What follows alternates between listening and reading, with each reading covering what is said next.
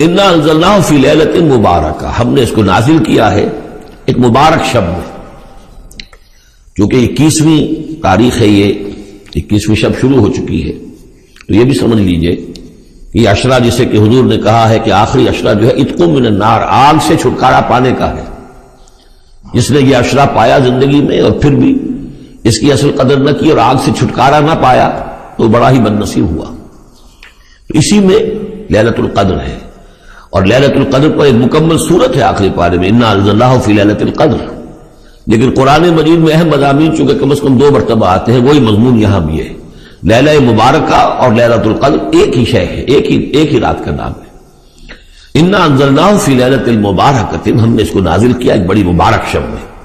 انا کنا منذرین، ہم ہیں خبردار کر دینے والے۔ رسالت کا اصل مقصد، کتابوں کا اصل مقصد انذار، خبردار کرنا۔ یا ایھا المدثر قم فانذر، کھڑے ہو جائیے، کمر کسیے اور خبردار کر دیجئے لوگوں کو کہ زندگی یہی زندگی نہیں ہے، یہ تو زندگی کا بڑا ہی ایک چھوٹا سا حقیر سا دی باچا ہے، اصل زندگی تو موت کے بعد ہے۔ وَإِنَّ دَارَ الْآخِرَةَ لَهِيَ الْحَيَوَانُ لَوْ كَانُوا يَعْلَمُونَ فِيهَا يُفْرَقُ كُلُّ أَمْرٍ حَكِيمٍ، اس لیلہ مبارکہ میں تمام پختہ فیصلے طے پا جاتے ہیں۔ ہم سورہ سجدہ میں پڑھ چکے ہیں کہ اللہ تعالیٰ کی جو تدبیر ہے، اس کائنات کی جو تدبیر فرما رہا ہے، تو ایک تو اس کی سکیمز بنتی ہیں، اس کے منصوبے بنتے ہیں، اس کے نقشے بنتے ہیں جو 1000 سال کے ہوتے ہیں۔ اللہ کا ایک دن 1000 سال کا ہے۔ یدبر الامر من السماء الى الارض ثم يعرج الیہ فی یوم کان مقدارہ 1000 سنۃ مما تعدون۔ لیکن پھر ہمارے حساب سے جو ہر سال کا معاملہ آتا ہے، تو یہ بھی ایک رات ایسی ہے سال کی۔ یہ اس یوں سمجھیے کہ جو کاسمک جو ایک امپائر ہے اللہ تعالیٰ، یہ بجٹ سیشن ہے سال کا، اور اس میں سال کے اندر ہونے والے سارے واقعات کے ضمن میں جو کچھ ہونا ہے وہ فیصلے طے پا کر، اور یفرقوں کا صحیح مفہوم ہوگا ایشو کر دیے جاتے ہیں۔ فرق کہتے ہیں علیحدہ کر دینا، گویا کہ اس رات وہ فیصلے ایشو کر کے اور ملائکہ کے حوالے کر دیے جاتے ہیں۔ تو چونکہ یہ رات وہ عظیم رات ہے کہ جس میں تمام سال کے فیصلے طے پا کر اور ملائکہ کے حوالے کر دیے جاتے ہیں کہ اب ان کی امپلیمنٹیشن کرو، وہ سول سروس ہے، وہ بیوروکریسی ہے اس کائناتی حکومت کی۔ تو اسی رات کو اللہ نے اس قرآن کو لوح محفوظ یا ام الکتاب سے اتار دیا سمائے دنیا تک۔ امرا من عندنا، اور یہ تمام احکام جو ہم طے کر لیتے ہیں اس شب میں، وہ ہماری طرف سے حکم ہوتے ہیں، طے پا چکے ہوتے ہیں۔ امرا من عندنا انا کنا مرسلین، ہم ہی ہیں بھیجنے والے۔ رحمتا من ربک، اور تمام فیصلے جو ہوتے ہیں اللہ تعالیٰ کے رحمت ہی پر مبنی ہوتے ہیں، اور خاص طور پر اس کتاب کا بھیجا جانا وہ تو ایک عظیم رحمت ہے نوع انسانی کے لیے۔ انہ هو السمیع العلیم، یقیناً وہ سب کچھ وہی ہے، سب کچھ سننے والا اور سب کچھ جاننے والا۔ رب السماوات والارض وما بینہما، وہی ہے آسمانوں اور زمین اور جو کچھ ان کے مابین ہے، ان سب کا مالک اور رب۔ ان کنتم موقنین، اگر تم یقین کرو، یعنی یہ بات مان لینا تو شاید آسان ہو، یقین کرنا مشکل ہو جاتا ہے۔ ہمیں نفس دھوکہ دیتا ہے اس کا مالک میں ہوں، یہ چیز میری ہے۔ ہونا یہ چاہیے کہ ہر شے اللہ کی ہے۔ این امانت چند روزہ نزد ماست، در حقیقت مالک ہر شے خداست۔ میرے پاس تو یہ چند دن کے لیے امانت کے طور پر، یہ ہاتھ بھی اللہ کی امانت ہے جس نے مجھے دیا ہے۔ اللہ پوچھے گا کہ تم نے غلط کام تو نہیں لیا اس سے، اور یہ ہاتھ میرے خلاف گواہی دیں گے، ہم پڑھ چکے ہیں اس کو۔ ہمارے اپنے اعضاء جو ہیں، اپنے ہاتھ، ہمارے پاؤں، ہماری کھالیں ہمارے خلاف گواہی دیں گے۔ من صام رمضان ایمانا واحتسابا غفر له ما تقدم من ذنبه ومن قام رمضان ایمانا واحتسابا غفر له ما تقدم من ذنبه۔ تو سیام اور قیام جو ہے ان دونوں کا حق ادا ہو جاتا ہے۔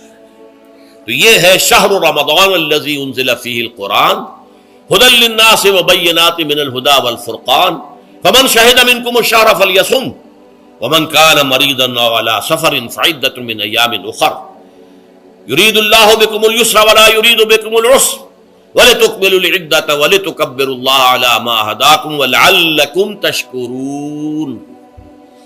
اب جو آخری لفظ ہے لَعَلَّكُمْ تَشْكُرُونَ، اب اس کی وضاحت سمجھیے۔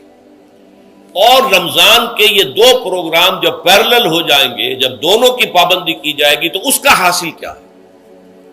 اس بات کو سمجھنے کے لیے سب سے پہلے آپ اس کو سمجھیے کہ جسے ہم خودی کہہ رہے تھے، جسے ہم سیلف کہہ رہے تھے، اپنی انا کو مضبوط کرنا، سیلف کنٹرول، ایگو جو ہے وہ پوری طرح قابو یافتہ ہو اڈ اور لبیڈو پر، اصل میں اس سے مراد کیا ہے؟ اس پر میں نے تفصیل سے بحث کی ہے عظمت صوم نامی اپنے کتابچے میں۔ ویسے یہ ہے کہ وہ مشکل ہے، ذرا فلسفیانہ اس کا انداز ہے، لیکن یہ ہے کہ وہی باتیں آسان الفاظ میں جو دوسرا کتابچہ ہے عظمت صیام و قیام رمضان مبارک، وہ آسان ہے، اگرچہ یہ دونوں بہت ہی محدود تعداد میں ہمارے پاس ہیں، لیکن یہ کہ میں نے ذکر کر دیا، جو حضرات لینا چاہیں وہ لے لیں۔ لیکن یہ ہے کہ اس میں اصل پس منظر کیا ہے؟ دیکھیے، ہمارا جو وجود ہے انسان کا، یہ کمپوزٹ ہے، مرکب ہے۔ ہمارے دو وجود ہیں جو جوڑ دیے گئے، کیسے جوڑ دیے گئے ہم نہیں جانتے، لیکن ہے دو وجود۔ ایک وجود حیوانی ہے، میں نے عرض کیا تھا پہلے ہی، ہر انسان ایک حیوان بھی ہے مکمل، سارے حیوانی تقاضے ہمارے اندر بھی ہیں، لیکن حیوان اور انسان میں بنیادی فرق یہ ہے کہ انسان کا جو اصل وجود ہے وہ روحانی ہے۔ اس روحانی وجود کی وجہ سے انسان کا وہ مقام ہوا کہ تمام فرشتوں کو اس کو سجدہ کرنے کا حکم دیا گیا۔ فَإِذَا سَوَّيْتُهُ وَنَفَخْتُ فِيهِ مِن رُوحِي فَقَعُوا لَهُ سَاجِدِينَ، فرشتوں سے کہہ دیا گیا تھا کہ میں ایک بشر پیدا کرنے والا ہوں مٹی سے، جب میں اسے پیدا کر لوں اور اس کی ناک پلک سنوار دوں، دو پلک درست کر دوں، تو پھر اس کے سامنے اور اس میں اپنی روح میں سے پھونک دوں تو گر پڑنا اس کے سامنے سجدے۔ حیوان انسان اور انسان روحانی، یہ دونوں مل کر اب آدم بنے ہیں۔ نمبر دو، اس حیوان انسان کا وجود زمین سے ہے، مٹی سے پیدا کی، مٹی سے، گارے سے، طین لازب سے، چپچپانے والے گارے سے، وہ جس میں کہ بدبو پیدا ہو جائے، یہ ساری باتیں کہی گئی ہیں، اور سائنس بھی کہتی ہے مٹی سے پیدا ہوئے۔ کیسے پیدا ہوئے اس میں اختلاف ہے، لیکن یہ کہ ہے مٹی ہماری اوریجن، قرآن بھی کہتا ہے اور سائنس بھی کہتی ہے۔ اور ہمارے وجود کو جب وہ تھک جائے، مزمحل ہو جائے، اس کی انرجی کم ہو جائے، تو اس کے لیے جو غذا ہے، جو تقویت ہے، وہ بھی ساری زمین سے آ رہی ہے۔ آپ نے پھل کھائے، آپ نے گندم کھائی، آپ نے چاول کہاں سے آ رہے ہیں؟ اچھا، بکری کا گوشت کھایا تو بکری کا گوشت کس چیز سے بنا ہے؟ اس نے گھاس کھائی ہے، اس نے پتے کھائے ہیں، وہیں سے تو بنا ہے نا۔ الٹیمیٹ سورس آپ کے وجود حیوانی کے لیے جو آ رہی ہے وہ زمین ہے۔ وجود روحانی کو بھی تقویت کی ضرورت ہے، وہ بھی مزمحل ہوتی ہے، کمزور ہو جاتی ہے، خاص طور پر جبکہ وجود حیوانی کا اس پر غلبہ ہو جائے، تب تو یوں سمجھیے کہ وہ بالکل بے ہوش ہو کر موت کے قریب پہنچ جاتی ہے۔ اس کی تقویت، اس کی غذا وہیں سے آئی ہے جہاں سے روح آئی ہے، وہ کلام ربانی ہے، روح ربانی۔ نفخت فیہ من روحی، من روحی، من روحی، میں پھونک دوں اس میں اپنی روح میں سے۔ روح کا تعلق ذات باری تعالیٰ کے ساتھ ہے۔ اسی طرح کلام ربانی کہاں سے آیا ہے؟ اللہ تعالیٰ کے پاس سے آیا ہے، یہ اس کی تقویت کا ذریعہ ہے۔ اب عام حالات میں کیا ہوتا ہے؟ ہمارا یہ وجود حیوانی چھایا ہوا ہے ہمارے وجود کے اوپر، بیچاری روح جو ہے دبی رہتی ہے، پسی رہتی ہے۔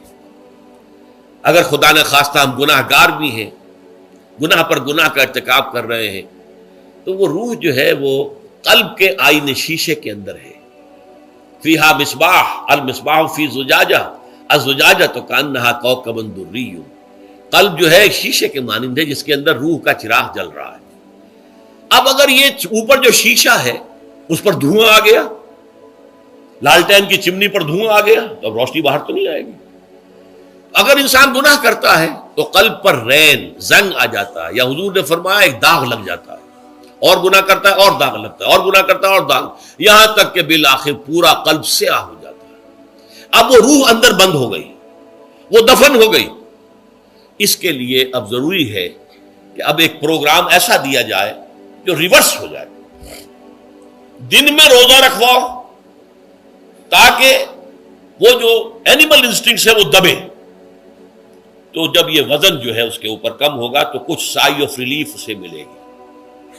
جیسے بے ہوش آدمی پڑا ہے، اسے کوئی ہلکا سا ہوش آ رہا ہے، آپ نے پانی کے کچھ چھینٹے دیے، اس کے بعد آپ نے رات کو کھڑے ہو کر قرآن کے انوار کو اتارا، بارش برس رہی ہے روح انسانی کے اوپر، قلب روحانی، قلب انسانی کے اوپر، جس میں کہ وہ روح جو ہے وہ دفن ہے، وہ زندہ ہوگی اثر نو، ہوش میں آئے گی، اور ہوش میں آئے گی تو دو کام ہوں گے، ایک تو اسے قرآن کی عظمت کا احساس ہوگا، یہ قرآن میری حیات تازہ کا ذریعہ بنا ہے، میں دب گئی تھی، میں پس گئی تھی، میں بے ہوش تھی، میں نیم مردہ تھی، اس قرآن کی بارش نے، یہ ترشح جو ہوا ہے مجھ پر، اس نے مجھے حیات تازہ عطا فرمائی۔ یہ جو قدر کا احساس ہوگا قرآن کا، لعلکم تشکرون، تاکہ تم قرآن کی عظمت سے واقف ہو۔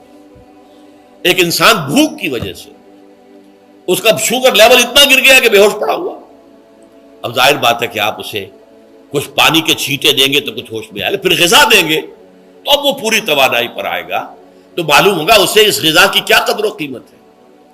اگر آپ کو بھوک ہی نہیں لگتی تو غذا بے معنی شے ہے، پیاس ہی نہ لگے تو آپ کو کیا معلوم کہ اس پانی کے اندر کتنی بڑی عظمت ہے، یہ میرے لیے کتنا بڑا انعام و احسان ہے اللہ کا۔ وہ تو پیاس پر، جان پر بنی ہوئی ہو، اور پیاس اس وقت آپ کو ایک گھونٹ پانی کوئی دے دے تو آپ کو معلوم ہوگا دنیا و مافیا سے بڑھ کر ہے یہ ایک گھونٹ پانی جو مجھے ملا ہے۔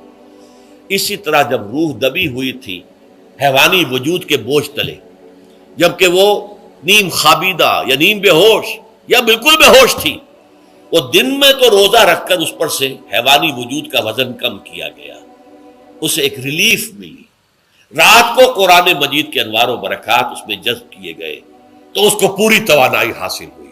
اس پوری توانائی کا پہلا نتیجہ تشکر، قرآن کا شکر، الحمدللہ الذی انزل علی عبدہ الکتاب ولم یجعل لہ عوجا، پھر وہ قلب کی گہرائیوں سے نکلے گا۔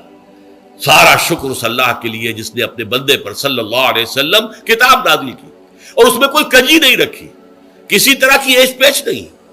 یا تبارک الذی نزل الفرقان علی عبدہ لیکون للعالمین نصیرا، بڑی بابرکت ہے وہ ذات جس نے اپنے بندے پر فرقان نازل فرمایا تاکہ وہ تمام جہان والوں کے لیے نذیر اور خبردار کرنے والا بن جائے۔ یہ قرآن کی عظمت کا احساس، اور ظاہر بات ہے جس قدر کسی نعمت کی قدر و قیمت کا احساس ہوگا اسی قدر تو آپ شکر ادا کریں گے۔ اگر آپ نے کسی بچے کے ہاتھ پر ہیرا رکھ دیا، اسے کیا پتا یہ ہیرا کس بلا کا نام ہوتا ہے، وہ سمجھے گا کانچ کا ٹکڑا ہے۔ لیکن اگر کوئی واقعتاً کوئی جوہر شناس ہو، جوہری ہو، اس کو آپ ہیرا دیں گے تو اسے معلوم ہے کہ مجھے کیا چیز دی گئی ہے۔ اس کے اندر جو شکر پیدا ہوگا وہ اس بچے کے اندر تو نہیں پیدا ہو سکتا جسے معلوم ہی نہیں۔ تو قرآن مجید کی اصل عظمت سے انسان واقف کب ہوگا؟ جبکہ اس کے ذریعے سے اس کی روح کو ایک حیات تازہ مل جائے اور اس طرح وہ پروگرام ریورس ہو جائے جو عام طور پر چل رہا تھا، ساری توجہ اپنے جسم پر، اس کے تقاضوں پر۔ جسم میں تھوڑی سی پھنسی نکل آئی ہے، بھاگ رہے، دوڑ رہے اس کے علاج کے لیے۔ کوئی اور مرض لاحق ہو گیا، بھاگ رہے، دوڑ رہے اس کے علاج کے لیے، بڑی بڑی فیسیں بھی دے رہے، ساری جسم کی پرواہ ہے۔ روزانہ نہا رہے ہیں اور اچھے سے اچھا صابن لا کر نہا رہے ہیں، وہ جسم کی پرواہ ہے نا، اس کی دیکھ بھال ہے، روح کی طرف توجہ ہی نہیں۔